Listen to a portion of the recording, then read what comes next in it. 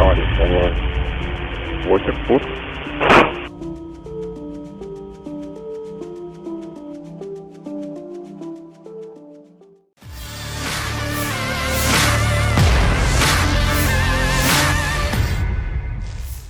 Angkatan bersenjata Rusia merilis rekaman detik-detik helikopter KA-52 Alligator meluncurkan tembakan akurat kedua kendaraan tempur Amerika Serikat.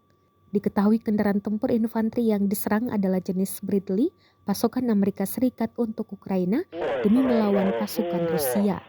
Rekamannya beredar di Telegram pada Minggu 11 Juni 2023. Dalam keterangan unggahan disebutkan Ukraina kehilangan 2 lagi Bradley barunya. Alligator Rusia memburu kendaraan dan infanteri Amerika Serikat yang bergerak maju di Fremyuski. Helikopter serang Rusia KA-52 secara aktif terlibat dalam menangkis serangan angkatan bersenjata Ukraina termasuk di arah Yuzhno-Donetsk, jelas narasi unggahan. Meski disebutkan kala itu cuaca buruk, namun pilot Angkatan Udara Rusia mengklaim berhasil dengan mudah menghancurkan setidaknya 2 kendaraan tempur infanteri Amerika Bradley bersama awaknya.